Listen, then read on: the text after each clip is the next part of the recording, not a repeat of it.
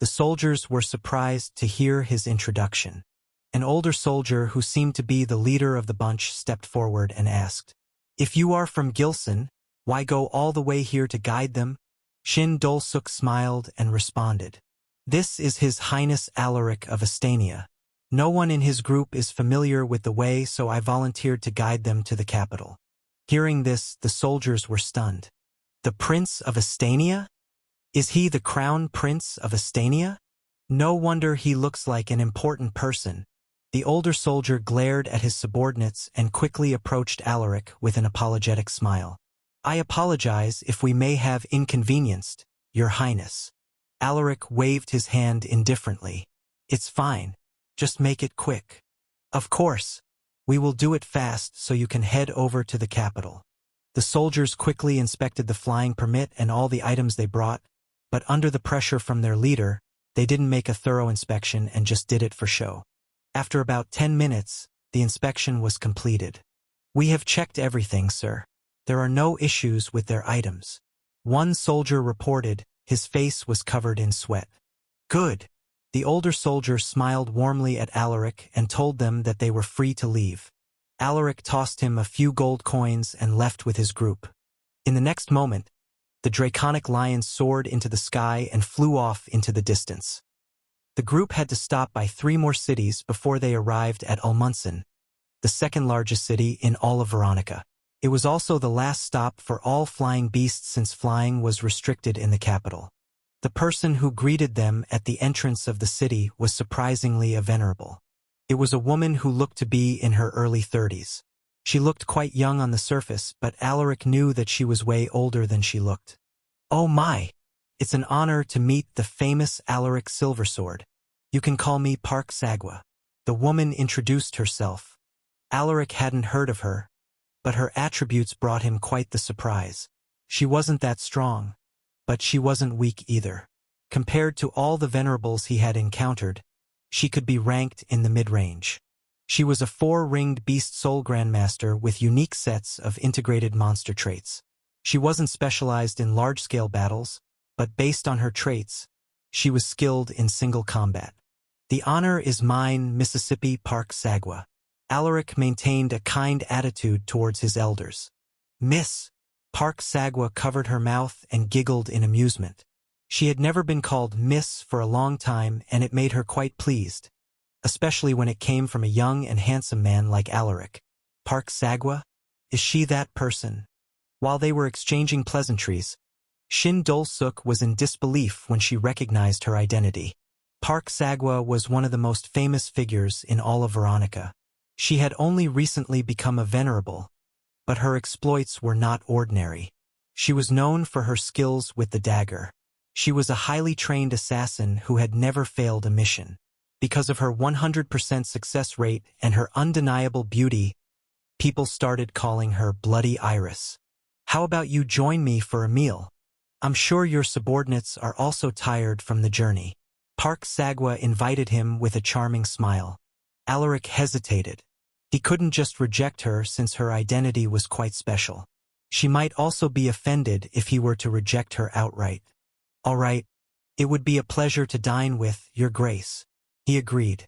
He felt reluctant, but he didn't show it on his face. "Perfect. My carriage is ready. Please follow me, Your Highness." Beaming, Park Sagwa did a this-way gesture. Alaric understood his intentions and walked alongside her. Why did she invite me to dine with her? Does she have some motives? Alaric thought to himself, his heart turning cold. Following behind them, Nivis mumbled to herself, "I don't like that woman. She seems to be hiding something."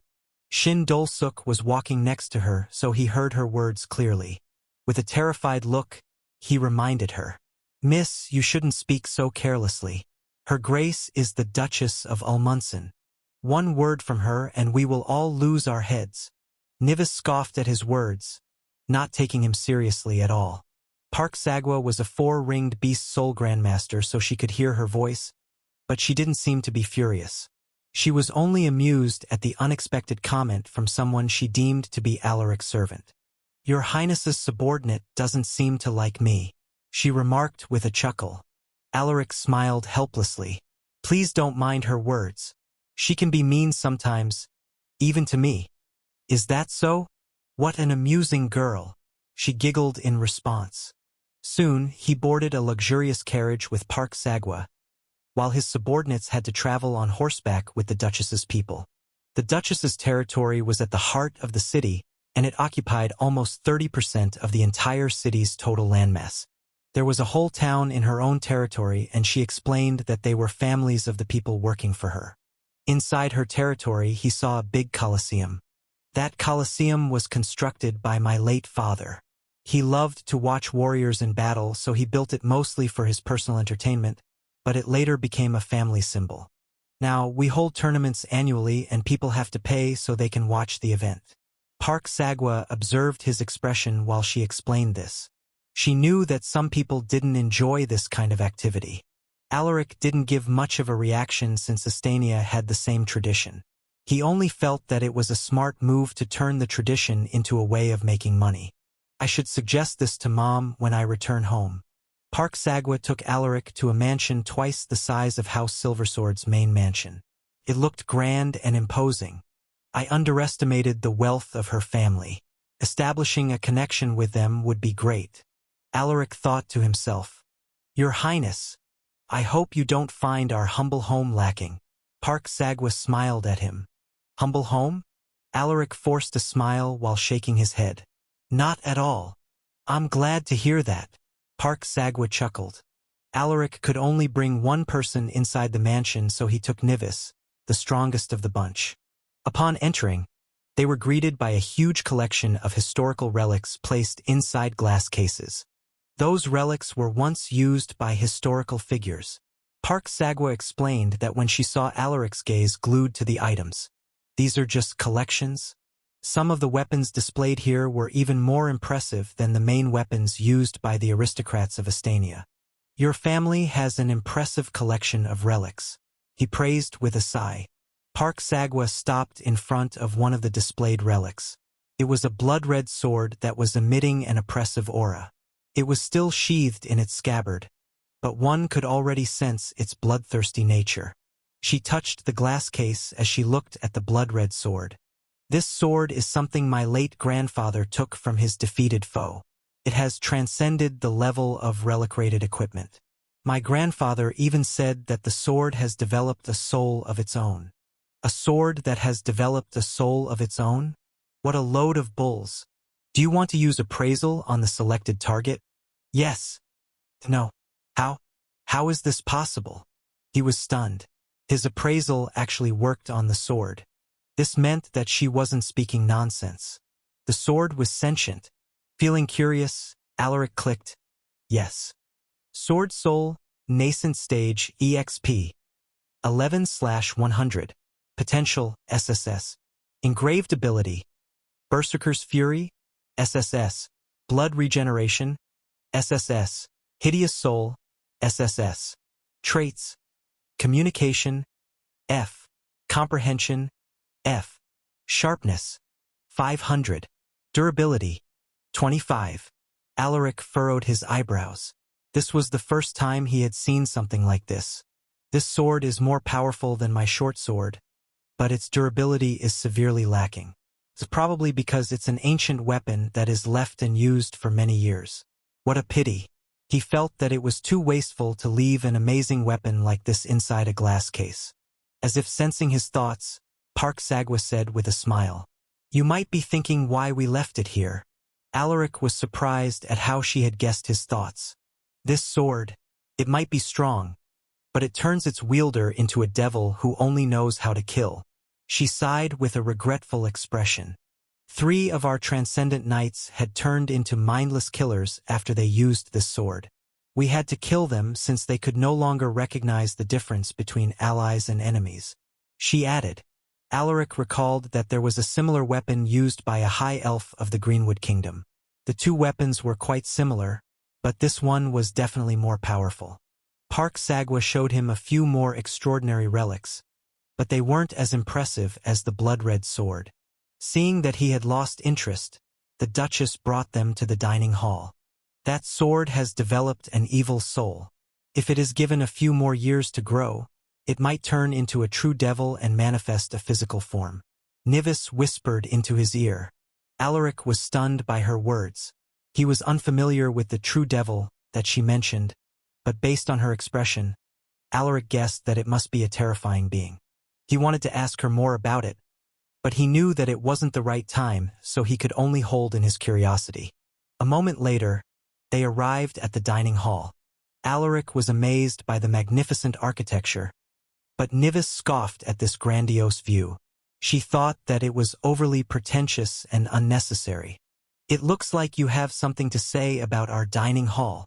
Park Sagwa ignored her all this time, but she felt slightly annoyed at this woman's reactions. Nivis pointed at herself and asked, "Are you talking to me?" Park Sagwa narrowed her eyes and was about to speak when Alaric's voice drifted over. "Your Grace, I apologize for her behavior. My friend here isn't used to such luxury, so she can be ignorant sometimes. I hope you can forgive her for my sake." Alaric sent Nivis a deep look as he said those words. He was still thinking of establishing a connection with the Duchess, so he didn't want their relationship to sour over something as minor as this. Park Sagwa's expression eased up upon hearing his words. "Since your Highness has spoken, I will forget about it." Nivis stared deeply at the Duchess. She was slightly irritated, but she chose to stay silent to give Alaric some face. The atmosphere became a bit awkward, but luckily, their food arrived soon after, lightening up the mood. Veronicans were famously known for their love for spicy food. They even had to source spices from other empires just to have enough supply for the whole country. With the huge demand for spices, the prices spiked to almost double or even triple their original value. However, this didn't stop the Veronicans from buying them. Half of the food served on the table was spicy. Alaric could already smell the strong aroma of the dishes. "We Veronicans love spicy dishes. Please give them a try and let me know your thoughts." Park Sagwa smiled at him. "All right." Alaric tried the closest dish to his plate and was left stunned by the unique taste. It was flavorful and it brought a strong kick that made him feel like his throat was on fire. "I love it," he remarked with a smile. "I'm glad you like it. Please have some more." Park Sagwa beamed. After the meal, Park Sagwa invited him to the Colosseum to watch a match between her subordinates. Alaric wanted to reject her, but he was curious about this Colosseum, so he agreed. "Our annual event will be held 2 months from now. If your Highness has time, you should come here to join the fun. You can bring your subordinates with you. If you want, you can also register them as participants." Park Sagwa invited him with a smile. "If I have time, I will definitely be here," Alaric answered. The Colosseum was a lot bigger than he had thought. There was a platform in the middle where the fighters displayed their prowess and ascending seats meant for the audience. It was what he had pictured in his mind. He could already imagine how blood-pumping it would be to fight on the platform with all the people watching you. Park Sagwa took them to the VIP section, which had the best view in the entire Colosseum. After taking their seats, the Duchess called in 2 warriors and asked them to show off their skills. One was a tall and slender middle-aged man who wielded a spear. The other one was a muscular man with a warhammer. Both warriors were elite knights who served the Duchess. Alaric inspected their attributes. The slender guy had the advantage in speed, while the other one had higher strength. Their attributes are above average, but they are not on the level of our warriors. Are they the best warriors of House Park? Alaric thought to himself. Those 2 are just minor officers in the household. They are still lacking, but they are brave men. Park Sagwa introduced the identities of the 2 warriors. At this moment, the battle had just begun. The first one to make his move was the spear wielder. He was fast like an agile wolf. He was also precise and swift with his spear. On the other hand, the warrior wielding the warhammer was so slow. He could barely dodge his opponent's attacks. However, each time he attacked, the spear wielder had to use significant effort to evade. They are good fighters. Are they specialized in single combat? Alaric inquired as he nonchalantly watched the fight. You have good eyes, Your Highness. That's right. They specialize in single combat. Park Sagwa stared at him in surprise. It's not hard to guess. I can see it from their movements. Warriors who are used to large-scale battles are usually more careful with their every move. In the battlefield, one mistake could mean the end of your life. Alaric calmly remarked, "Does your highness think that warriors who specialize in large-scale battle are better?" Park Sagwa asked while observing his expression. Hearing this, Alaric shook his head. "Not really. There are situations when we would need fighters with strong single combat capabilities. They are more decisive during missions, so they have higher success rates. We cannot really compare them since they have different specialties." Park Sagwa was pleased with his response. "You have an amazing view, Your Highness. No wonder you managed to become a venerable at your age." Alaric shook his head and chuckled. "I still have much room to grow." While they were chatting, the battle was already coming to an end. Surprisingly, the spear-wielding fighter who was the more skilled between the two was on the losing end. He made a glaring error which gave his opponent an opportunity for a counterattack. After a series of exchanges, the spear-wielding fighter was knocked out with a hit on his stomach. They weren't allowed to use mana, so no one was seriously injured. "Not bad. They fought well." Alaric nodded while nonchalantly clapping his hand. Park Sagwa signaled to the two fighters to leave the platform. "Is Your Highness interested in having a spar? You can choose one of my subordinates to fight with you." She sent him a deep look. Hearing this, Alaric raised an eyebrow. So this was her goal. She wants to test out my strength. Did someone instigate her to do this? Alaric shook his head. "I must decline. I am still recovering from the battle in Harun, so I cannot fight right now. However, my subordinates will be up for the task. If you don't mind, you can send your best fighter to fight one of them." He chuckled with a competitive grin.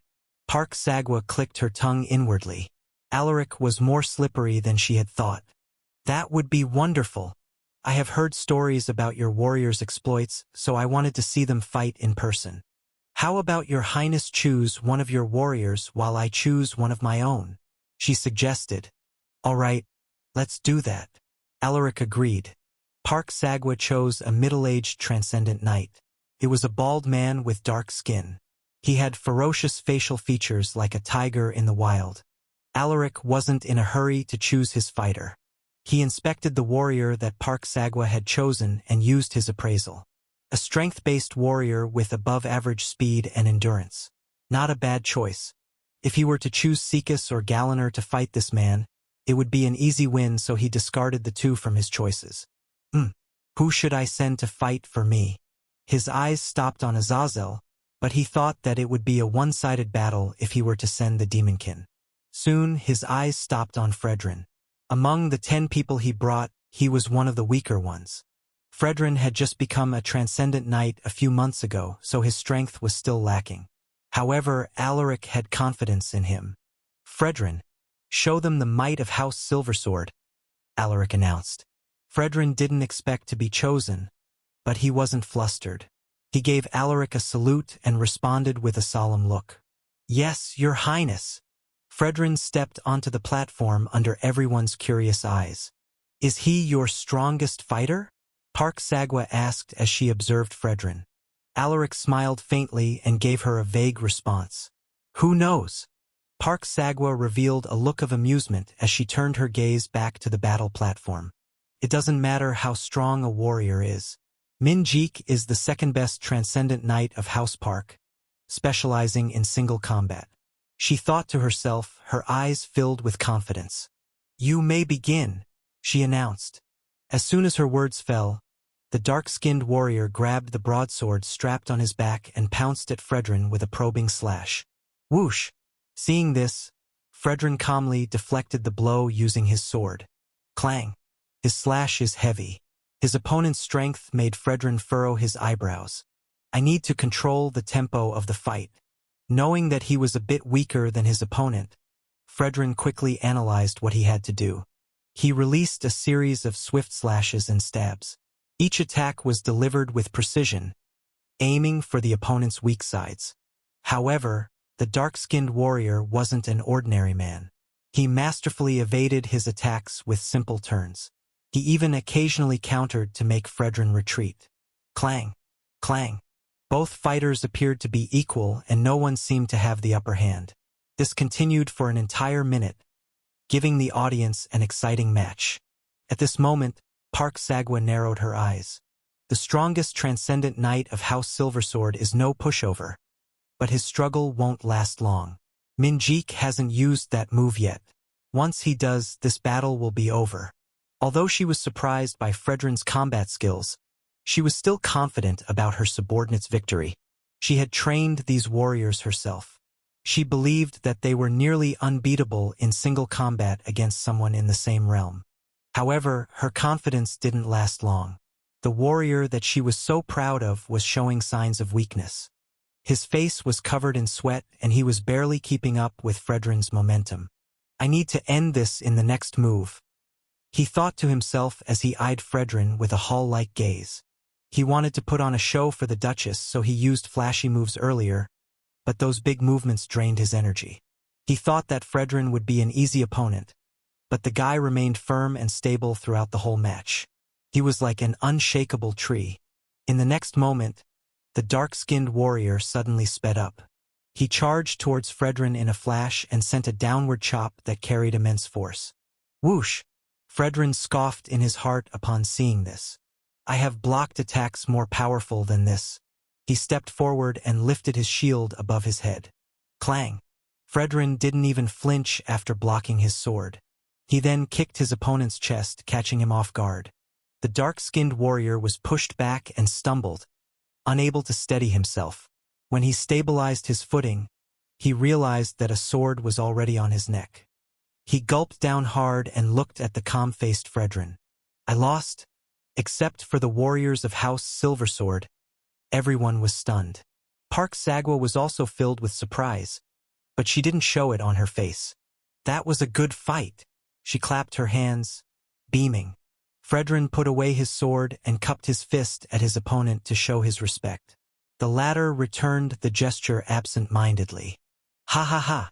Splendid performance, Fredrin. Alaric laughed, looking incredibly pleased at the result. Not bad, as expected of the meat shield of the North. William, the oldest warrior in the group, remarked with a laugh. The others laughed along, clearly not taking the fight seriously. The meat shield of the North? Park Sagwa raised an eyebrow at Alaric with an incredulous expression on her face. A strong warrior who had bested her subordinate had such a ridiculous nickname? Alaric guffawed. Please don't listen to their nonsense. They just gave him that nickname as a joke. Park Sagwa forced a smile. Why would they give him such a ridiculous nickname? Alaric shook his head, laughing. Because Sir Fredrin is always at the vanguard. He is always the first one to charge in battle. Alaric found it amusing. Fredrin didn't seem to mind the unique moniker. He just smiled faintly with a shake of his head. How about another match? Park Sagwa suddenly said. Alaric stopped laughing and gave her a strange look. I think that should be enough, Your Grace. We can do this again some other time. Park Sagwa believed that he was just making an excuse since he was afraid to lose. Your Highness, it would be a pity to end it like this when things are just starting to get fun. Alaric was speechless. I'm just trying to give you a way out so you can avoid embarrassing yourself. He helplessly shook his head and shrugged. All right then, please choose your fighter, while I choose mine. Thank you for accepting my unreasonable request. Park Sagwa grinned. Her competitive spirit was ignited. She couldn't allow them to leave after defeating one of her own. Song Han, she called out. I'm here, Your Grace. A deep voice echoed across the Colosseum. Everyone turned their heads and looked at the warrior who had stepped forward. It was a towering man with light brown skin. He was clad in steel armor from the chest down. In his hand was a giant axe that was even bigger than his body. Just from looking at him, one could already tell that he was a powerful warrior. This is Song Han, the strongest warrior of House Park, Park Sagwa announced with a proud smile. Alaric used his appraisal on the man and rubbed his chin thoughtfully. His strength is nearly maxed out and his other attributes are also very high. His only weakness is his mediocre agility. Alaric looked at his subordinates and pondered deeply. Who should I send this time? He didn't want the Duchess to lose so badly, so he crossed out Galliner and Secus, the two forces of nature. It looks like you are having a hard time making a decision. How about I choose one of your fighters at random? It's just a spar anyway, so it doesn't matter who wins or loses. Park Sagwa's voice drifted into his ears. Alaric looked at the Duchess with a faint smile. She tried to hide it, but he could sense her desire to win. How superficial. I like that idea, he replied while gesturing at her to make a choice. Park Sagwa beamed at him. She then looked at Alaric's subordinates and scanned them one by one. Her gaze stopped on Nivis. She seems to have an aura similar to that of monsters. How strange. She felt that Nivis held some profound secrets, so she crossed her out. She then turned her eyes on the other warriors. This woman looks weak. Choosing her would make them think that I'm deliberately choosing weaker opponents. She moved her eyes away from Scylla. At this moment, her eyes stopped on a warrior with white pupils. Is he blind? There seems to be something special about him. His aura is tamed, but I can feel that he is strong. I choose him. Park Sagwa pointed to Secus. Alaric and his subordinates revealed strange faces after hearing her choice. Are you sure about that, Your Grace? Alaric cleared his throat. Park Sagwa raised an eyebrow. Is there anything wrong? Is he injured? No. Not at all. Alaric shook his head and waved his hand. Since he isn't injured, let's proceed with the match. Park Sagwa couldn't wait for the next fight to start. Alaric sighed inwardly. I tried my best to help you save face, but you just have to pick the worst opponent for your subordinate. Fine. I have no objections. He sent a hand signal to Secus. Sir Secus, you can only use one hand in this match, he commanded. His words made the Duchess frown. Your Highness, Song Han's attacks are ferocious. Your subordinate might get injured if he is only allowed to use one hand. Trust me, he will be fine. Alaric chuckled nonchalantly. Seeing that he had no intention of retracting his command, Park Sagwa had no choice but to follow along. You two may begin, she announced, her eyes containing a hint of displeasure. Secus placed his dominant hand behind his back and pulled a dagger with the other. His actions annoyed his opponent. I'm sorry, buddy, but I don't intend to go easy on you. Secus didn't respond and just stood there unmoving. Seeing this, Song Han snorted and took the initiative to attack. He rushed towards Secus like an angry bull. His steps were heavy and his eyes sharp. He swung his giant axe, causing a violent tearing sound in the air. Park Sagwa and the warriors of House Park thought that it would end in just one move. But then something unexpected happened. The blind and slender warrior lazily raised his dagger to block the axe that was disproportionately larger than his weapon. Clang! Song Han's axe was stopped. What? How could this be? Song Han prided himself as the strongest warrior of House Park, but his confidence wavered all of a sudden. He used more strength to push his opponent away, but the other party remained rooted to the ground. Rage and frustration overwhelmed him. With a stomp of his foot, he used his full strength. Veins protruded on his face and everyone could see that he was putting his all. However, nothing changed. Secus casually lifted his foot and sent a roundhouse kick to the opponent's face. His kick was swift and decisive, but Song Han blocked it with his arm. Pa! The towering warrior grimaced. The seemingly casual kick almost broke his arm. He could feel his skin burning from the impact. Before he could react to the pain, his opponent suddenly vanished. Where is he? Don't move. If you move an inch, you might die. A chilling voice echoed behind him. When did he? Song Han felt a cold sensation on his nape. That's enough, Secus. The battle is over, Alaric announced. The Duchess and the warriors of House Park were still reeling in shock. In that last moment, Secus moved so fast that he suddenly disappeared in their eyes. Even Park Sagwa barely sensed his movements. That guy, how can he move so fast? The Duchess was filled with disbelief that she was unable to speak for a few seconds. Your Grace, why don't we stop here? I still have to see Her Majesty, so I must go now. Alaric's voice pulled her from her thoughts. She blinked her eyes and put on a smile. Oh, right. Then we will stop here for today. I enjoyed my short time with you, Your Grace. I would like to stay longer, but I cannot let Her Majesty wait when she is expecting my presence." With a smile on his face, Alaric stood up from his seat. Park Sagwa rose to her feet. "I also enjoyed our time together, Your Highness. I admire your warrior's combat skills. If you have time, feel free to visit me," she added. "Of course." Alaric nodded with a chuckle. "Do you want me to escort you to the capital?" Park Sagwa asked. "It's fine. I brought a guide with me, so there is no need to trouble you, Your Grace."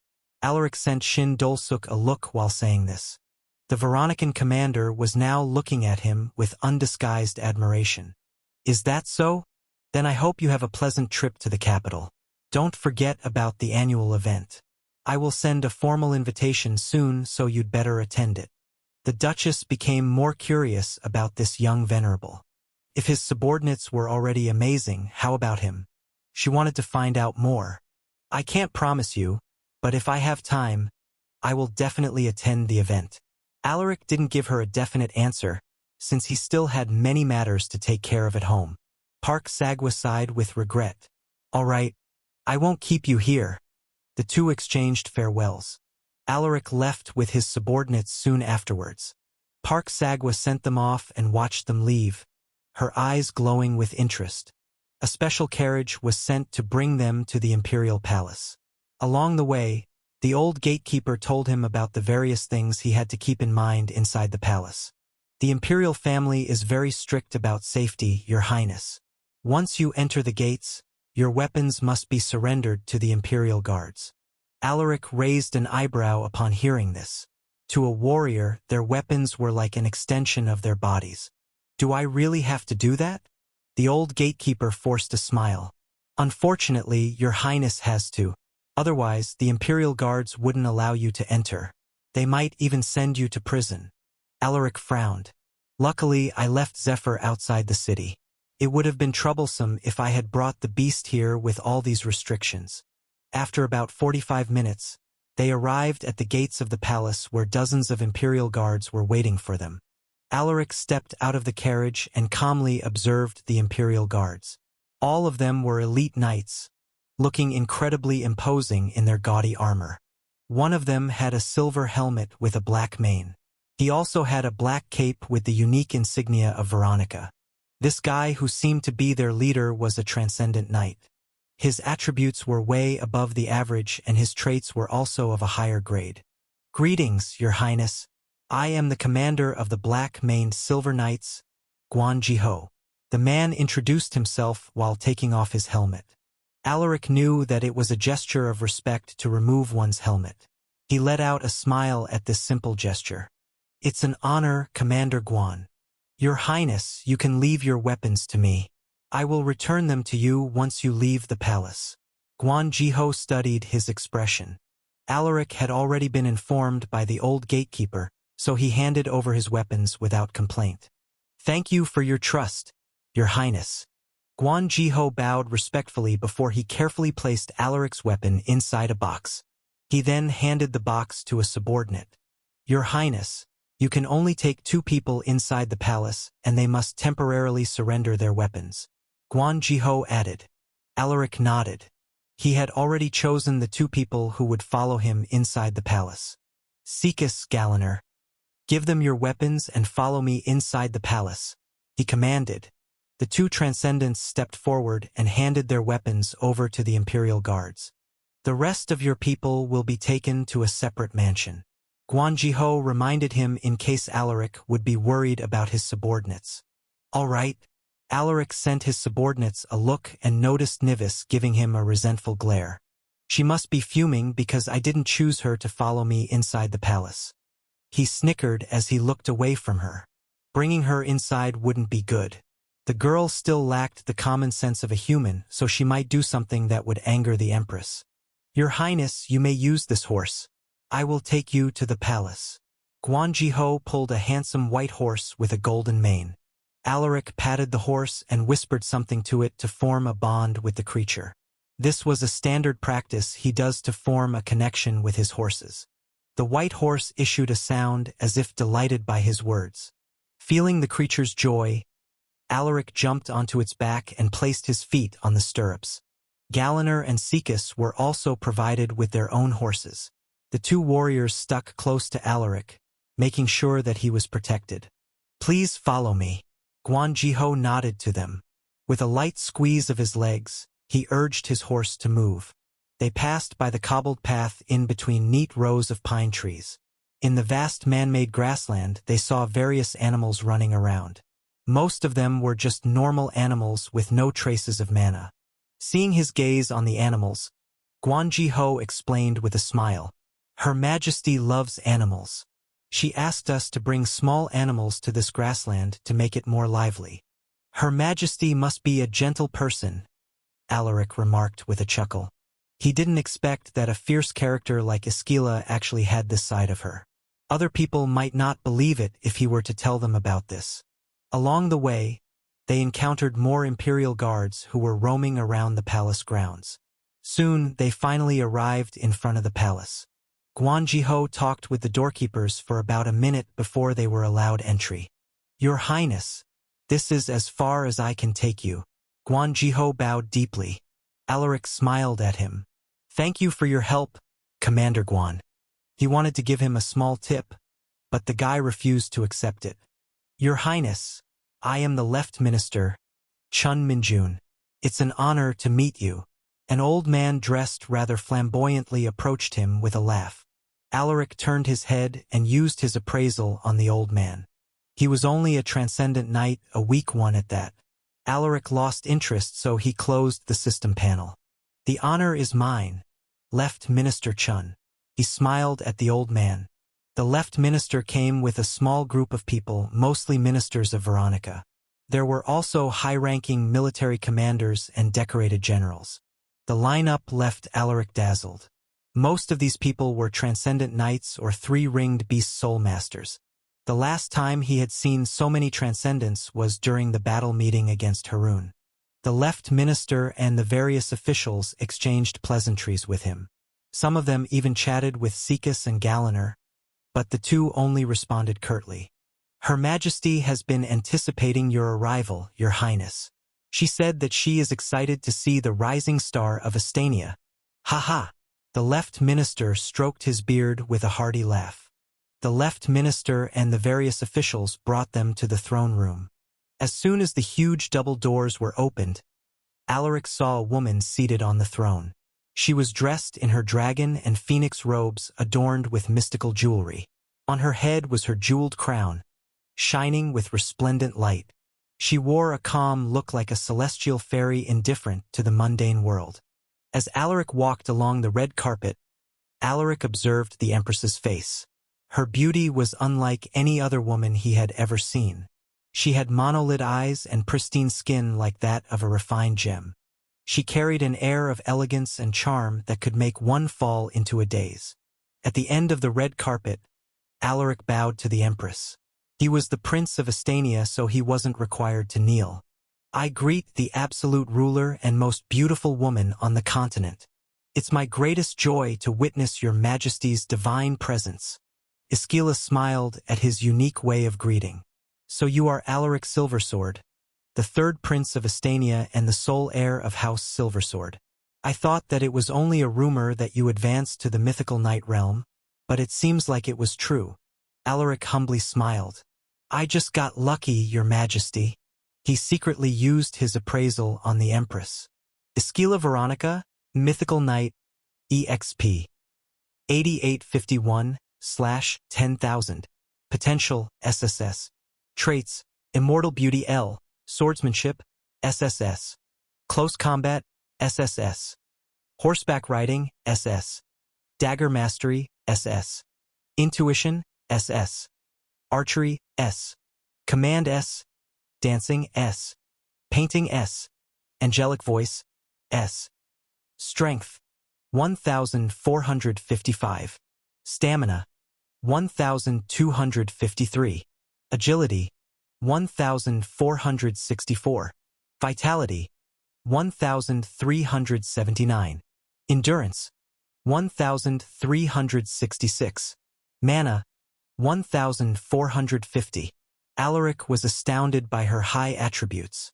Just like the Estanian emperor, she also possessed a terrifying set of traits. What a ridiculously powerful woman. However, what surprised him the most was still her unparalleled beauty. He finally understood why many supreme figures tried to court her.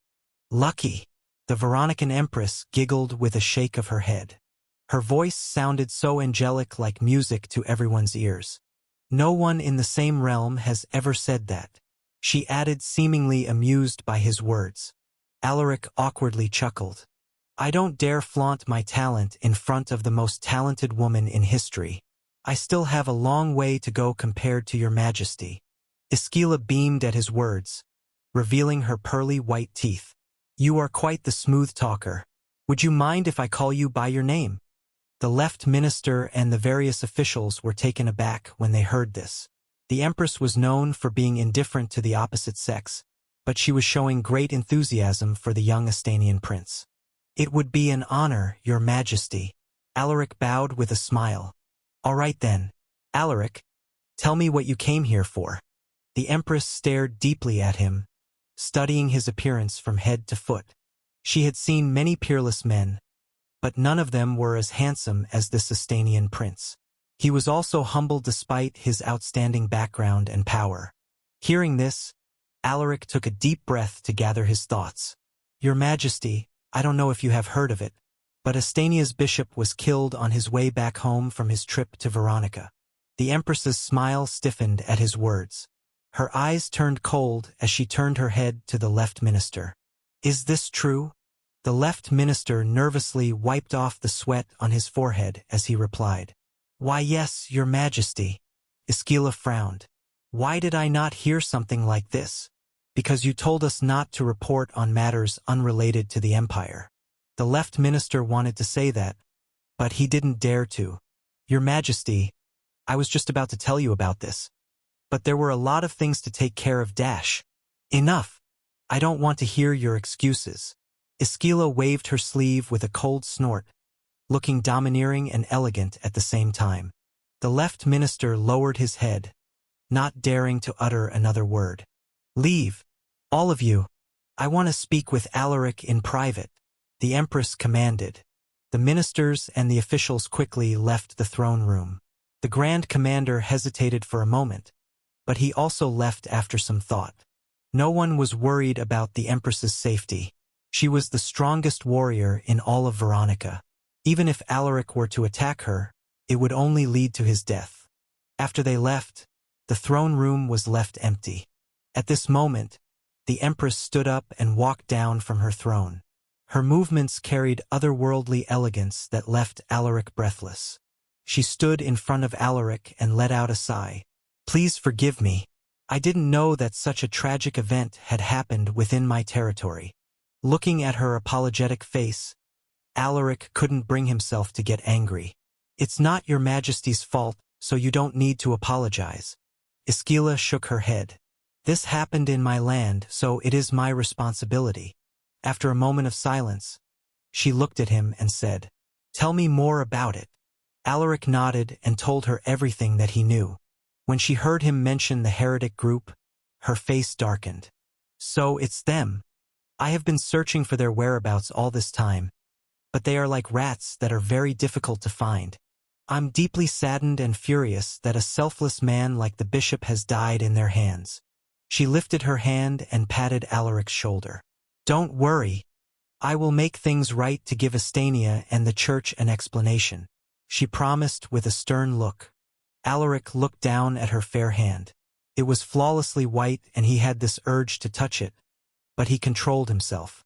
Your Majesty, we will help you with the investigation. We cannot let your people do all the work. He looked at her with a determined gaze. All right. She let out a smile that almost made him fall into an illusion. I will send a team of Imperial Guards led by the Grand Commander to investigate this matter.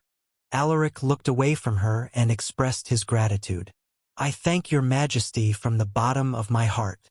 By the way, I heard that there are suspicious religious groups here that are spreading evil throughout Veronica. Do you know anything about them? Alaric casually asked while motioning for her to sit. Samantha's face did not fluctuate. She calmly took her seat and replied with a nod. There are rumors about them, and we Veronicans call them the heretic cult. But why do you ask, Your Highness? Alaric shook his head. I'm just curious since our guide here told us to be careful about them. Your guide? Samantha looked at the person he had pointed to and realized that it was a fellow Veronican. This is Shin Dolsuk.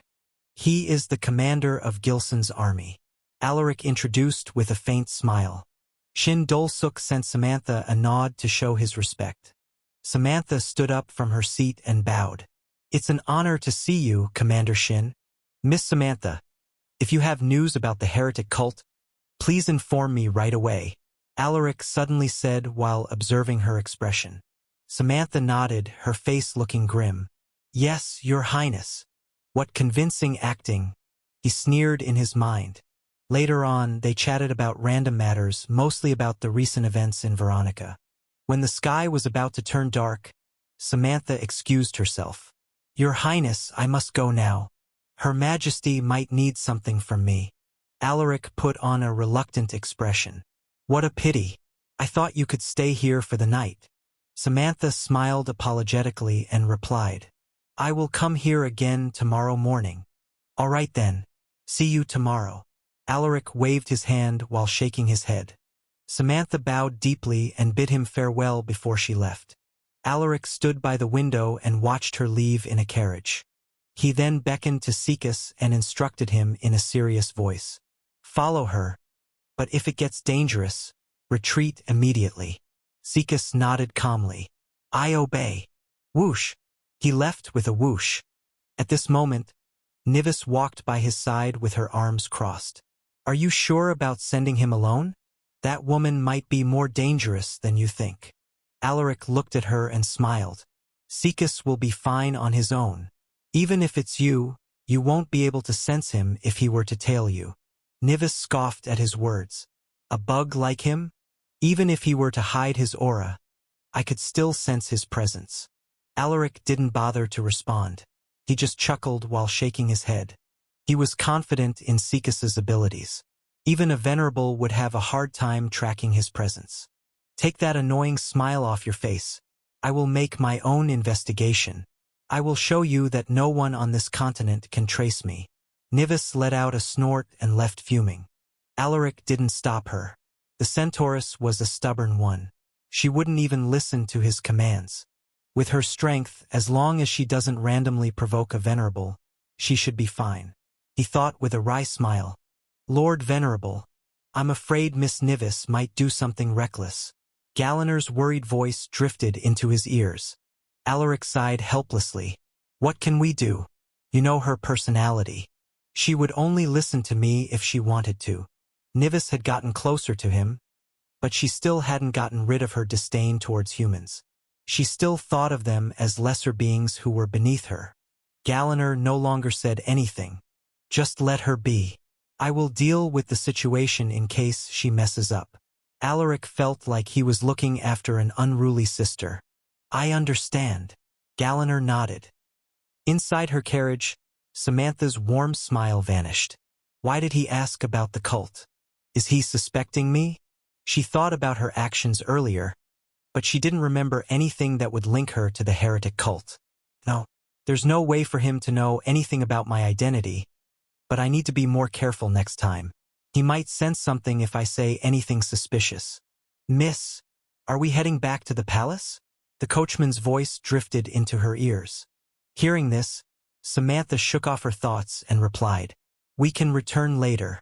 Bring me to the market district first. I need to get something. All right, please sit tight. The road ahead will be bumpy, the coachman reminded. Sikas was following the carriage when he noticed that it took a different route. They aren't heading to the palace. No wonder the Lord Venerable sent me to follow her. There must be something suspicious about this woman. As an expert assassin, he had already studied the main routes of the capital. From his knowledge, the carriage was heading towards the market district. Why is she heading to the market district? He tailed the carriage at a safe distance so Samantha wouldn't sense his presence. He retracted his aura and even controlled his breathing. Soon, they reached a populated area of the city. Sikas blended in with the crowd. He wore a straw hat and covered his clothes in a cloak to avoid being discovered. The carriage he was following later stopped in front of a flower shop. He saw Samantha stepping out of the carriage with a bright smile on her face. She gracefully bowed to the coachman before she entered the flower shop. Sikas observed her actions using his unique perception. There seemed to be nothing wrong with her, but he discovered that she was making eye contact with a random stranger in the crowd. The stranger suddenly looked in his direction, so he had to look away and pretend to buy something from a street stall. This guy is quite perceptive. Did he sense me? When he no longer felt the gaze, Sikas immediately changed spots and calmly walked along the street. Using his peripheral vision, he observed Samantha and the stranger. The guy was dressed like a commoner, looking incredibly shabby in his linen clothes. They are exchanging coded messages. He noticed that the two were exchanging hand gestures, but he couldn't decipher the meaning for now. After the meal, Alaric was informed that a messenger from the palace was waiting for him at the main hall. Before heading to the main hall, he sent Butch and Einar a look. "You two find Nivis as soon as possible." "Yes, Lord Venerable." The two responded in unison and left with haste. In the main hall, a middle-aged man wearing an inspector's uniform was seated on the sofa, waiting with a bored look. Behind him stood two younger inspectors who seemed to be his assistants. They were in the middle of a conversation when they heard footsteps coming from the stairs. They turned their heads and saw a young man with long silver hair dressed in a white and blue suit, looking incredibly sharp and handsome. Behind him followed a group of intimidating warriors who eyed them fiercely. The three inspectors nervously stood up and bowed to the young man. "Greetings, Your Highness. I apologize if we may have disturbed you. I am Jaemund Felton, a senior inspector of the City Inspection Department," the senior inspector said with an apologetic smile. Veronica had a different department responsible for investigating various issues within the Empire. They mostly handle local disputes and murder cases. Estania also had a similar department, but compared to the organized system of Veronica, Estania's inspection department fell short. Alaric smiled and waved his hand. "It's all right. Have a seat." He motioned at them. The inspectors took their seats. They were restless because they rarely interacted with big shots like him. "Just relax and tell me what you came here for." Alaric chuckled when he saw the look on their faces. Jaemund Felton smiled in embarrassment. He cleared his throat before he replied. "We received an order from the palace to cooperate with the Imperial Guards in investigating the murder of Estania's bishop." At this point, his expression became serious as he continued. "To tell you the truth, we already have clues on this case, but all the evidence that our inspectors found at the scene suddenly disappeared." Alaric frowned at his words. "How could you lose something so important?" Sensing his displeasure, Jaemund immediately explained. "Your Highness, this matter involves the heretic cult, and it's clear that they have people in our department." Alaric crossed his arms, his eyes looking cold. "If your inspection department is this rotten, how can I trust you guys? What if you are also part of the heretic cult?" One of the junior inspectors looked annoyed at his remarks, but he was afraid to say anything. The other one couldn't even look Alaric in the eye and just hung his head low in silence. Jaemund Felton sighed helplessly. "I understand your frustration, but I promise you that we are here to help." He stared deeply at Alaric and said in a stern voice, "The inspection department might have some rotten apples, but there are still good people there. Please give us the chance to help you." He stood up and bowed deeply. The two junior inspectors also rose to their feet and bowed to him. Looking at the three inspectors, Alaric's eyes eased up. "All right, since you came here with good intentions, I will trust you. However, you must report to me immediately once you discover something." "I understand, Your Highness. We will do our best." Jaemund nodded. He then took something out of his inner pocket. It was a piece of paper placed inside an envelope. "This is all that we know about the heretic cult. It might be of help to Your Highness." Alaric sent a signal to Scylla, who was the closest to the inspectors. Understanding his intentions, Scylla took the envelope from the senior inspector and handed it to Alaric. He opened the envelope and read the document. Written on the paper was a list of people, including their basic information. There were also specific locations of various establishments which were believed to be the hideouts of the heretic cult. Alaric skimmed through the list of names, but he didn't find Samantha's name on it. Are the names here proven to be members of the cult, or are they just suspects? He asked as he handed the document to Scylla. Jaemund Felton shook his head. The ones who are proven to be members of the cult are highlighted. The others are still under investigation. The members of the heretic cult were like slippery eels. They were difficult to catch. Even the veteran inspectors of the inspection department couldn't track their whereabouts. Are you saying that we might find something if we capture these people? Alaric furrowed his eyebrows. That's right. The ones on the list are high-ranking members of the cult. If we capture them, we might find useful information. The senior inspector replied. Alaric rubbed his chin. He only brought 10 people with him, and most of them weren't skilled in tracking and investigations. Even if he were to help the inspection department in searching for the people on the name list, they wouldn't be able to provide much assistance. I will help you, but I will need manpower. Can you give me that? Alaric asked with a calm smile. The senior inspector took a deep breath as he pondered for a moment. He could sense everyone's eyes on him, and the pressure almost made him feel suffocated. Your Highness, most of our inspectors are just normal people. They don't have the power to fight against knights and beast soul warriors. Jaemund was worried about his subordinates' safety. He was afraid that they might have to clash with the members of the cult in the middle of the investigation. Hearing his concern, Alaric reassured him. You don't have to worry about that. I only need eyes. We will handle the fighting. Jaemund deliberated carefully before he nodded. All right. I hope you will be true to your words, Your Highness. Alaric smiled at him. The Imperial Guards will assist us, so most of the fighting will be handled by them. Your people will only help with the investigation. Jaemund could only helplessly shake his head. If it weren't for the pressure from the Imperial Guards and the higher-ups of the inspection department, he wouldn't have accepted this difficult task. The inspectors excused themselves afterwards. Alaric invited them to a meal, but they tactfully refused, saying that they would immediately begin with the investigation. Alaric watched them leave with a sigh. I don't want our citizens to experience this kind of pressure.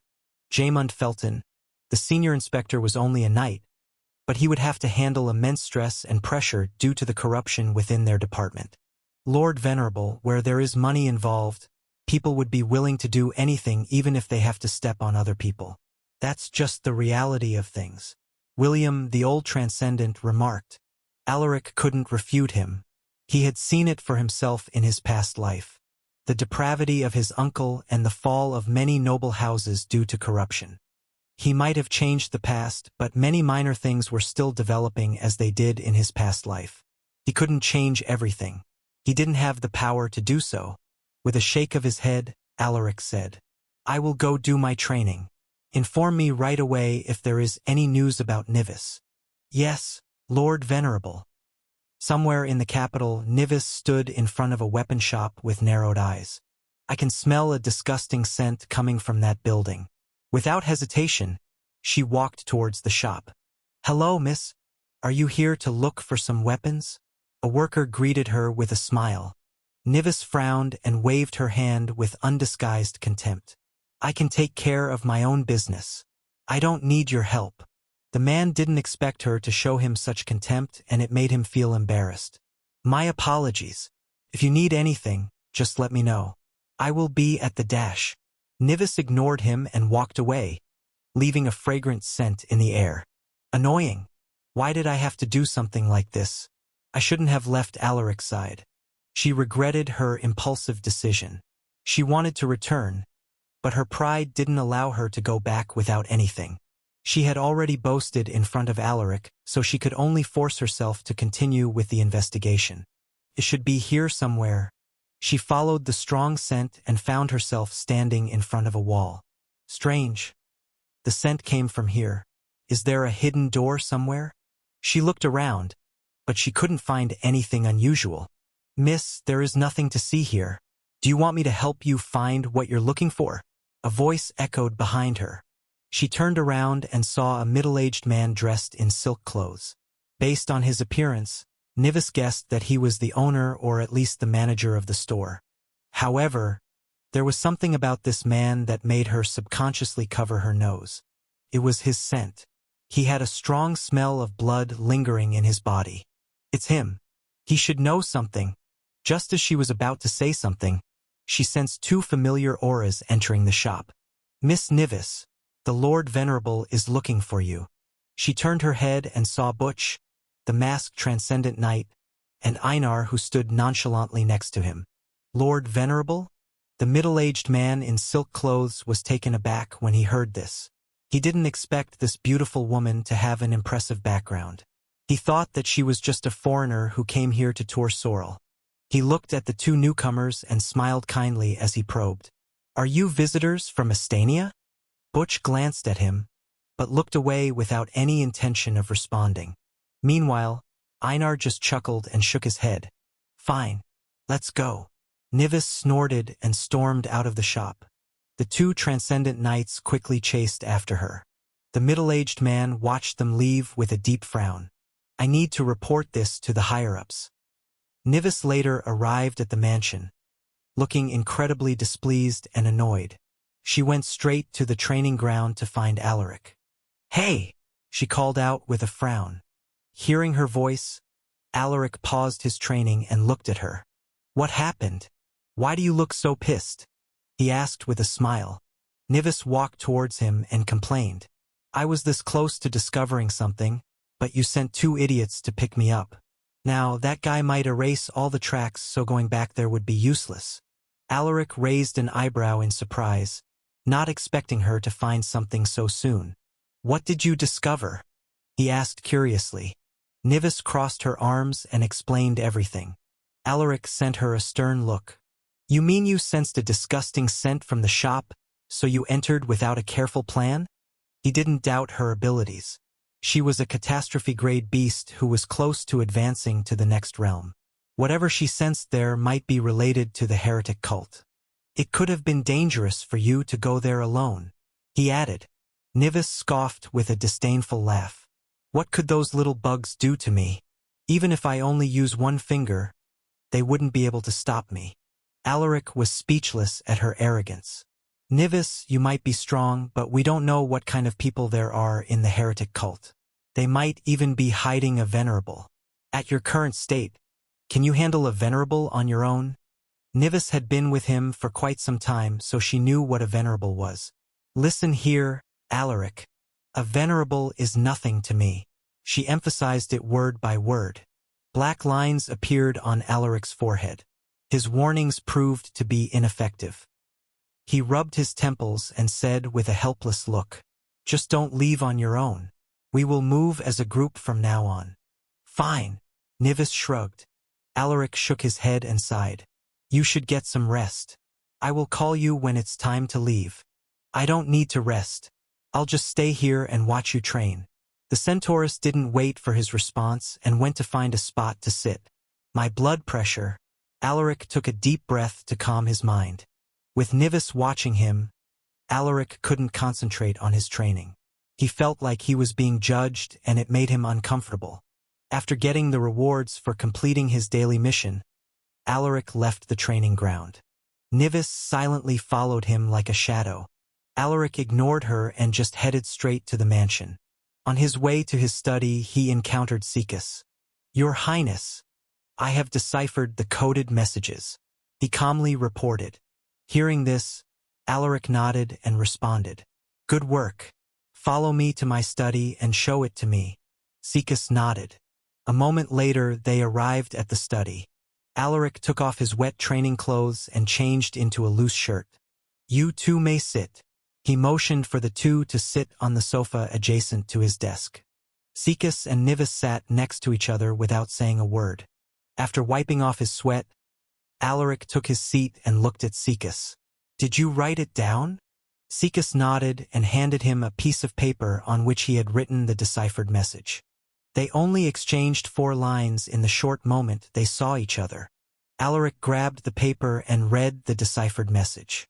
Alaric is a venerable. The poison will be sent in 3 days. I will keep an eye on him. Do you know what to do once you are discovered? Alaric frowned as he put down the paper. It was as he had suspected. Samantha was part of the cult. He finally understood why the Empress was acting weirdly during their encounter. It must have been caused by the poison, or perhaps they used other methods to confuse the Empress's mind. Feeling curious, Nivis snatched the deciphered message from him. I knew it. I told you we couldn't trust that woman. She scoffed. Alaric leaned on his seat with a grim look. Just what kind of poison is it that it could even affect the mind of a venerable? Esquila Veronica was no ordinary mythical knight. She was considered one of the apex venerables in the entire continent. Ordinary poisons wouldn't work on someone at her level. Ignorant. Nivis shook her head in disdain. There are many kinds of poison that can attack the mind, and they are quite common in where I came from. There are even poisons that could kill your so-called venerables in just minutes. Alaric looked at her and asked, Is there any way to make those poisons ineffective? Nivis crossed her arms and replied with a nod.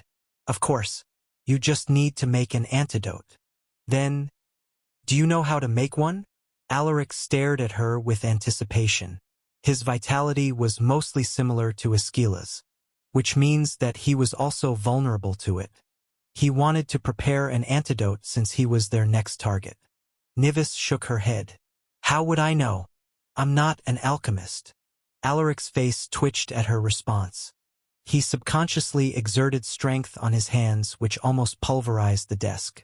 TSK. It looks like the table needs to be replaced. He smiled faintly while shaking his head. 3 days later, the senior inspector, Jaemund Felton, returned to the mansion with about 500 inspectors from the inspection department. Most of them were just ordinary people with no traces of mana in their bodies. 50 of them were at the level of knight apprentices, and there were only 3 knights. Alaric quietly observed them and used his appraisal to see who would be useful for him. Unfortunately, he didn't find anyone remarkable. Other than the senior inspector, who had a decent level of investigation trait, the rest were mediocre. However, Alaric wasn't too disappointed. Your Highness, this is the largest number of personnel I can mobilize. Jaemund sent him an embarrassed smile. He came from a commoner household, and it took him years of effort to climb his way to his current position. He didn't have generational wealth that allowed him to have a wide array of network. Good job, Senior Inspector Jaemund. This is more than enough for what I need. Alaric smiled as he tapped the man's shoulder. The senior inspector was relieved to hear this. What do you want us to do, Your Highness? Just give us the word. Alaric looked at the inspectors and announced, I want you all to keep an eye on the suspected members of the heretic cult. For your safety, you don't need to be in close proximity to them. You just need to observe them from afar. You will then make a report on what you have observed and submit it to me. The task didn't sound difficult, but it still carried some risk. The inspectors looked nervous. They had never directly confronted the heretic cult. Whenever there were cases that involved the heretic cult, the inspection department would immediately pull out after some surface-level investigation. Sensing their concern, Alaric reassured them. You don't need to be worried. You will be accompanied by the Imperial Guards, so your safety will be guaranteed. If a fight occurs, you may leave the scene immediately. For added security, each one of you will receive an amulet that can defend against minor curses, Alaric added. The heretic cult was known for its powerful curses, so he asked the Empress to send amulets for the inspectors. Fortunately, she agreed with his request. Alaric gestured at his subordinates to bring the items. 10 wooden boxes were placed neatly in front of the inspectors. Each box contained 50 amulets. Senior Inspector Jaemund, please distribute the amulets to your subordinates. Alaric nodded to the senior inspector.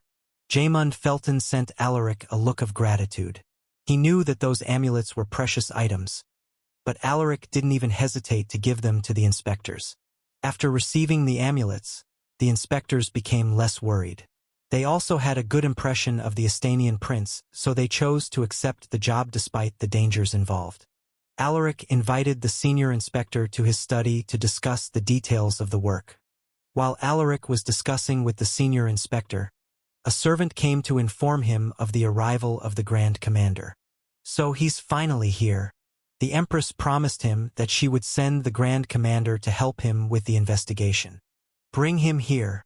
Alaric sent Galliner a look. I understand. Galliner nodded and left to escort the Grand Commander. A moment later, he returned with a gray-haired old man wearing silver and blue armor. He had a rigid face that sported sword scars. He entered the room with a confident gait. Greetings, Your Highness. I apologize for my tardiness. He made a fist-palm salute as he greeted Alaric. Alaric stood up from his seat and smiled at him. It's an honor to have you here, Grand Commander. I have been wanting to make friends with you, but we are both busy men, so I couldn't find the right timing. The Grand Commander grinned and replied, The honor is mine, Your Highness. I have long heard of your glorious name, so it has been a wish of mine to speak with the youngest venerable in history. The two exchanged pleasantries. Alaric silently used his appraisal on the Grand Commander. Ludwig Emerson, Mythical Knight, EXP. 7752/10,000. Potential SS. Traits. Close Combat, SSS. Halberd Mastery, SSS. Horseback Riding, SS. Swordsmanship, SS. Intimidation, S. Archery, S. Command, S. Pain Tolerance, S. Spear Mastery, S.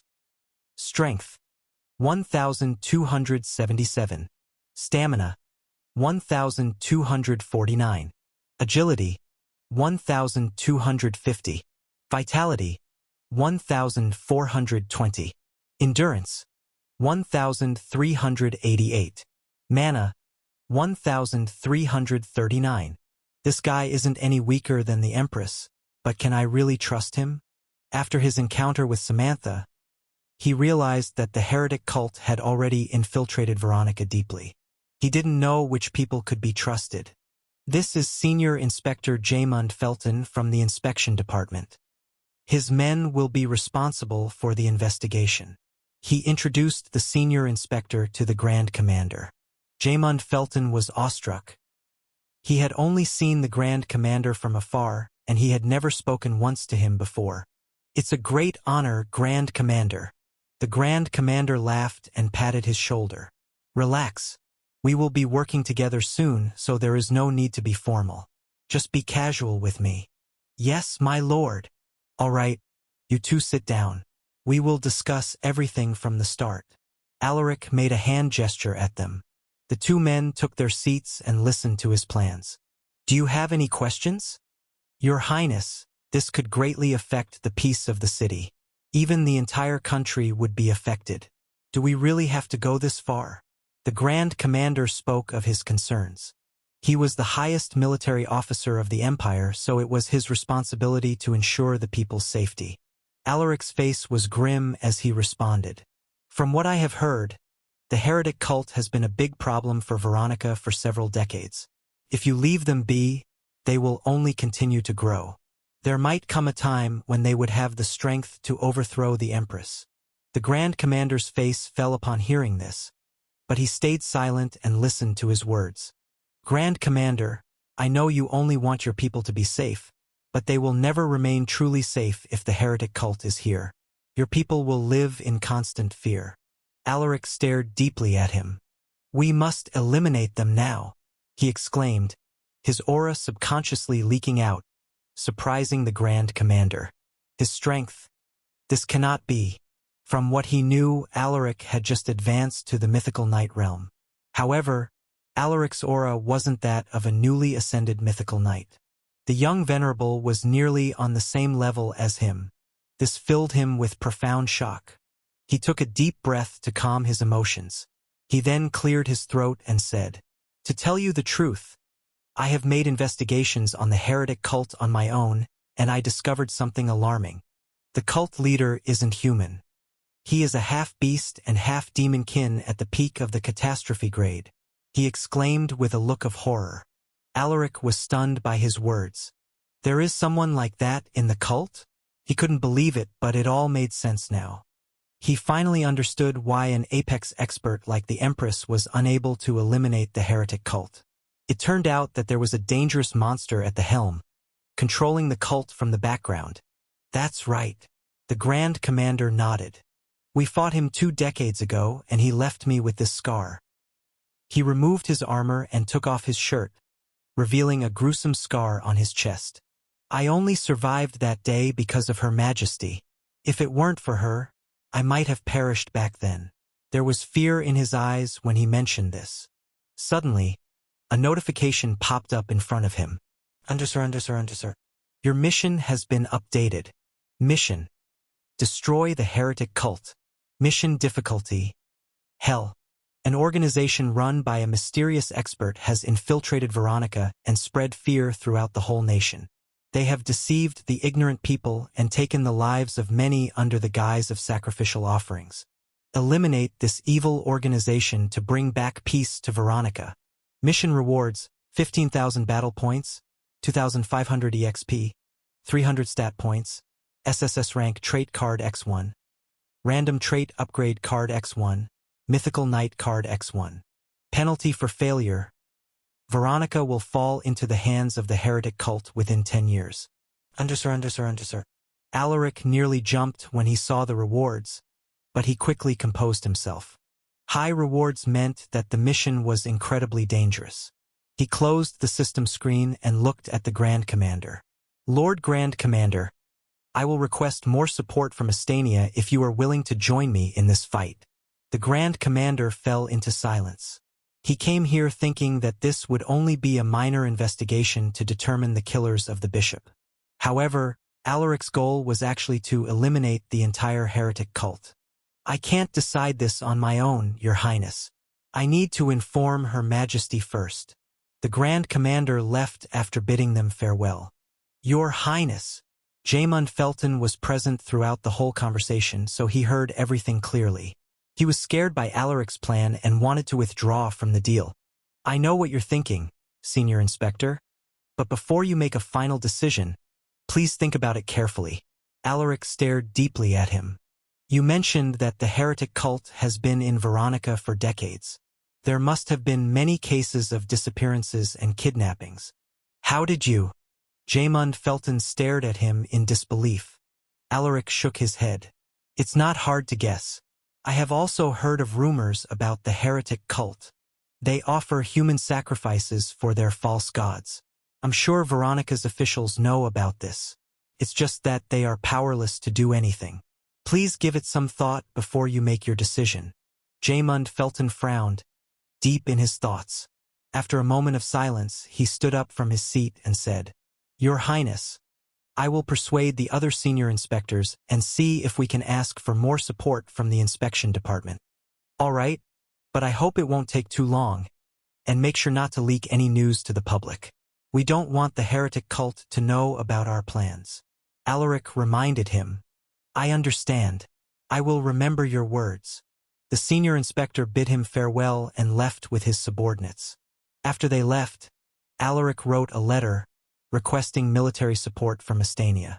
He mentioned the threat that Veronica was facing and the possibility of an alliance between the two empires. This would be a good thing for Estania. If we can form an alliance with Veronica, the only threat left for the country would be the monsters from the Enchanted Woodlands. Alaric handed the letter to Einar and instructed him. Send our fastest bird to deliver this letter to the Imperial Palace. To which Imperial Palace? To Estania. I understand, Lord Venerable. In the Imperial Palace of Veronica, inside her bedchamber, Esquila Veronica was leaning against the wall. Her face was covered in thick beads of sweat. It's acting up again. She groaned as she clutched her head. It felt like her skull was being cracked open with a hammer. I need my medicine. She could feel her face heating up. She even saw apparitions in front of her, but she was already immune to this. It has been a while since she had these hallucinations. Every time they appeared, it felt like something was controlling her mind. She stumbled and fell to the floor. Her face was pale and it looked like she was in great pain. Just a little bit more. She unleashed her mana to temporarily clear her mind. She then grabbed a pill bottle from her cabinet with her shaking hands. She opened the bottle and took one pill. She then quickly popped it into her mouth. As the medicine melted away, she could feel her mind clearing up. The splitting headache also disappeared, giving her immediate relief. Luckily, I have this medicine. I should ask Samantha for more, she thought when she noticed that there were only a few pills left inside the bottle. Knock! Knock! A series of knocks on the door interrupted her thoughts. Iskila didn't respond right away. She wiped off her sweat with a clean cloth and adjusted her emotions. Who is it? Your Majesty, it's me. The Grand Commander's voice echoed from outside the room. You may enter. Creak. The Grand Commander stepped inside the bedchamber and bowed deeply with an apologetic look. Please pardon me for disturbing your Majesty's rest, but there is an urgent matter that I need to discuss with you. Seeing his serious expression, the Empress furrowed her eyebrows and replied, Wait for me at the study. We can talk there. Your servant obeys. After he left, the Empress changed into a new set of clothes before she headed to the study room. The Grand Commander was already there when she arrived. Have a seat. She smiled at the old man while motioning for him to sit. Thank you, Your Majesty. The old man took his seat. The Empress observed his expression and asked, Why do you look so gloomy, Lord Grand Commander? Did something happen that made you upset? The Grand Commander waited for the Empress to sit comfortably before he replied. I had a conversation with the Estanian prince and he told me his motives. He told her everything he discussed with Alaric without missing a single detail. The Empress adjusted her posture and furrowed her eyebrows. Do you think he is being truthful? She was afraid that it was a plot. She couldn't bring herself to believe that Estania would willingly offer them help. Both countries had been enemies for many years, so she found it unbelievable for an enemy prince to make such a request. The Grand Commander shook his head. I am not sure, Your Majesty. Alaric is a difficult man to read. At first, I thought that he only came here to seek justice for the dead bishop, but it seems like he had other plans. I think Your Majesty should speak with him properly when your mind is clear. As the Empress's most trusted subordinate, he was aware of her hallucinations. Other people thought that the Empress was just moody, but he knew that it was far from the truth. The invincible Empress was afflicted with some kind of condition that no doctors or healers could understand. Iskila nodded. Set up a meeting with him. I would like to speak with him in private. Don't let anyone else know about this. I understand. The Grand Commander nodded. Just as he was about to leave, the Empress called out to him. Hold on. Is there anything else, Your Majesty? He looked at the Empress and waited for her to speak. Tell Samantha to bring more of that medicine. The Empress instructed. The Grand Commander frowned. He looked like he wanted to say something, but he was hesitant to say it. Your Majesty, I think. Your Majesty, I think you should stop taking that medicine, the Grand Commander suggested with a look of concern. Hearing this, the Empress frowned. Why? It's the only thing that keeps me sane. You know it too, Lord Grand Commander. The Grand Commander sighed helplessly. Your Majesty, I thought about it for a long time and I believe that woman has something to do with your hallucinations. You mean Samantha? The Empress found it incredulous. I have been friends with her for a long time. She will never do something like that.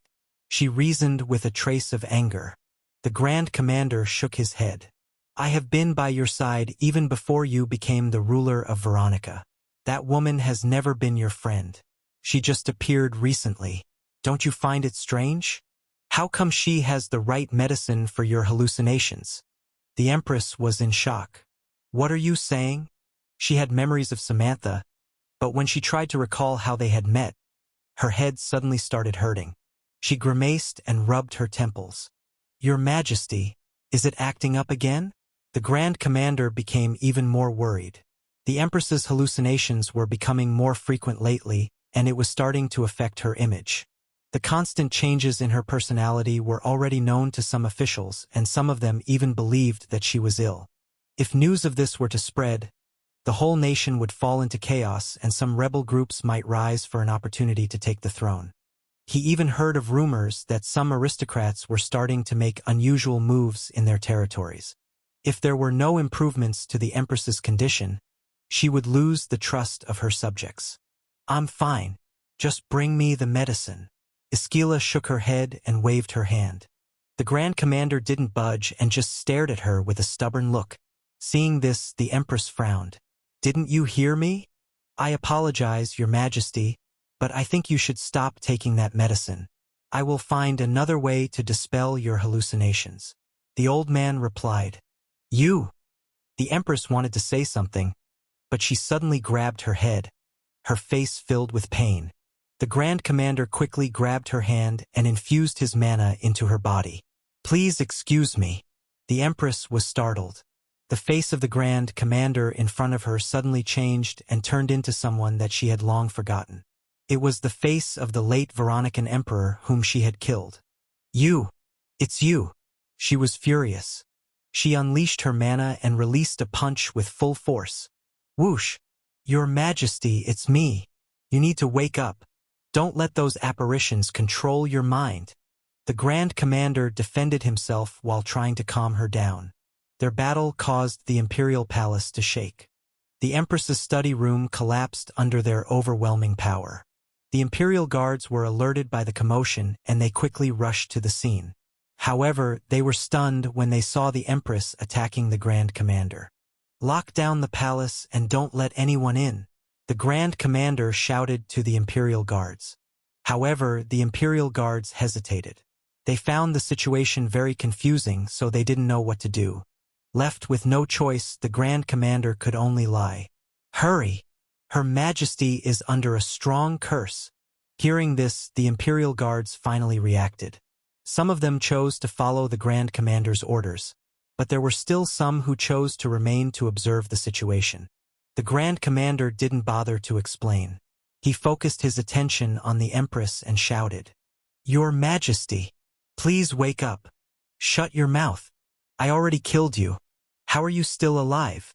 The Empress ignored his words and continued to attack him relentlessly. The protective engravings on the palace were forced to activate, temporarily keeping everything from collapsing. The Grand Commander was passively defending himself, and this gave the Empress the chance to exploit his openings.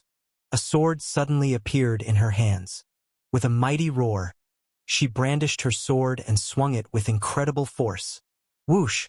The Grand Commander didn't bring his halberd, so he could only use his secondary weapon, his trusty sword. He lifted his sword and infused his mana into it to block the Empress's attack. Clang! He managed to block the Empress's sword, but he was sent flying by the residual force behind her attack. He crashed into the wall and fell on the floor. "Lord Grand Commander!" A few Imperial Guards rushed to help him, while the others frowned and continued to observe, unable to make a decision. "Get away from me!" The Grand Commander shouted to the Imperial Guards. They might be killed by the Empress, so he harshly ordered them to leave. At this moment, the Empress suddenly charged towards him, preparing to stab him with her sword. "Esquila Veronica! Wake up, you stupid girl!" The Grand Commander roared. His words shocked everyone in the palace. His rude words stunned the befuddled Empress. She stopped in her tracks, her mind in disarray.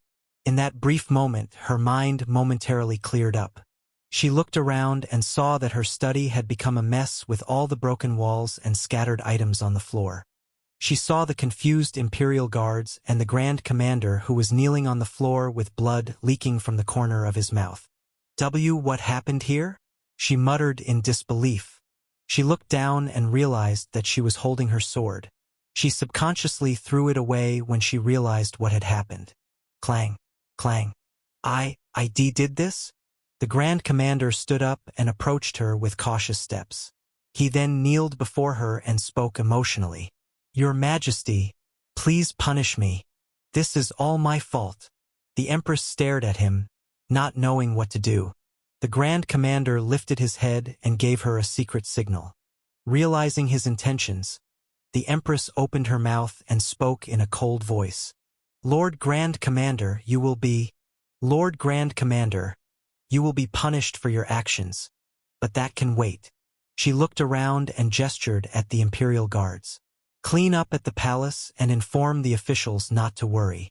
Not a word of this must be spoken to the public. Do you understand? Sensing her cold gaze, the Imperial Guards nervously responded. Yes, Your Majesty. The Empress turned her head to the Grand Commander and said, Follow me. We need to talk. The Grand Commander picked up his aching body and followed the Empress to the garden behind the Imperial Palace. The Imperial Guards wanted to follow them, but the Empress sent them away with a signal. When they arrived at the garden, the fragrant scent of the blooming flowers assailed their nostrils.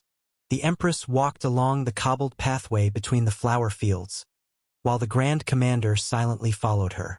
In the middle of the garden was a pavilion surrounded by a man-made pond. The Empress brought the Grand Commander to this place. There was no one around, so Esquila could finally put away her aloof attitude. She turned around and looked at the Grand Commander with concern. I'm so sorry, Lord Grand Commander. Are you all right? She looked at him with guilt in her eyes. She hurt her most loyal subordinate, and it filled her with great remorse. The Grand Commander smiled reassuringly. I am fine, Your Majesty. I may be old, but I am still a mythical knight. This little bit of scratch is nothing to me. Esquila sighed as she took her seat. Jay, just what happened right there? Why did I suddenly attack you? She tried to recall what had happened, but she couldn't remember anything. The Grand Commander took a deep breath and narrated everything that happened. After hearing the whole story, the Empress furrowed her eyebrows and fell into deep thought. If what you're saying is true, then they must have cast some kind of hypnotic spell on me. The Grand Commander nodded, his face looking grim. For it to work against a mythical knight, it must be a high-level integrated monster trait. He stared deeply at the Empress and said, Your Majesty, this must be related to the heretic cult. Only those lunatics would dare to target the Empress of Veronica. Esquila agreed with him. Samantha, how dare she deceive me? She muttered coldly, her aura rising drastically, causing fluctuations in the air. Your Majesty, that woman has approached the Estanian prince. She might do something to him. The Grand Commander spoke with concern. Considering the relationship between Veronica and Estania, there would definitely be war if something were to happen to Alaric. Esquila also realized this. She narrowed her eyes and instructed, Prepare an ordinary carriage. I would like to visit him privately. Right away, Your Majesty. Knowing that it was an urgent matter, the Grand Commander didn't waste any time and left right away. Inside his study, Alaric was reading some old documents sent by the inspection department. These documents were about the cases of disappearances and kidnappings that were never resolved. What do you think, Scylla? He looked at Scylla, who was helping him with the task. Scylla put down the document she was reading and replied, All of them are consistent. The clues left are almost identical, so we can conclude that it was done by the same people. Right? The locations of the crimes also matched the data provided by the inspection department. We should head to these locations once the Imperial Guards are here. Alaric rubbed his chin thoughtfully. But wouldn't this anger the heretic cult? Scylla was a bit skeptical of the plan. She thought that it was too hasty to make a move without enough preparation. Alaric shook his head. We are only targeting the small hideouts. Using a quill, he encircled a few locations on the map of Sorrel. We will capture these hideouts and strike fear into the members of the heretic cult. He slammed his palm into the table, giving Scylla quite the shock. Just as Scylla was about to say something, a series of knocks on the door drifted into their ears. Knock! Knock! Knock! Alaric cleared his throat and said, You may come in. Creak. Galliner stepped in and reported. Lord Venerable, the Grand Commander will be here soon, and it looks like he brought someone important. Alaric raised an eyebrow as he mumbled. I didn't expect him to return so soon. He stood up from his seat. Let's go greet our guests. It would be impolite to make them wait in front of the mansion. Yes, Lord Venerable. Alaric stepped out of his study while trying to guess who the Grand Commander had brought with him. It wouldn't be Her Majesty, right? He laughed at his own thoughts. As they walked down the stairs, he saw Einar and the others escorting the two guests. "Your Majesty!" Alaric was stunned when he saw who had come with the Grand Commander. He rushed down the stairs and did a fistpalm salute. "We meet again." Esquila nodded indifferently. Alaric was taken aback at the sudden change in her attitude. When he met her in the throne room, she was like a gentle woman with a bubbly personality. However, the woman in front of him exuded an aloof aura that would subconsciously make others feel that she was unreachable. Is this her true personality? Alaric thought to himself. "To what do I owe this pleasure, Your Majesty?" he asked with a smile. The Empress didn't respond. She looked around, searching for a familiar figure, but she didn't find the person she was looking for. She used her spiritual perception to extend her search and finally discovered the familiar aura in the kitchen. So she's really here. That snake of a woman. Her eyes flashed with a cold glint. She turned her head to Alaric and said in a commanding tone, "Let's talk somewhere more private." "All right, please follow me." Alaric nodded.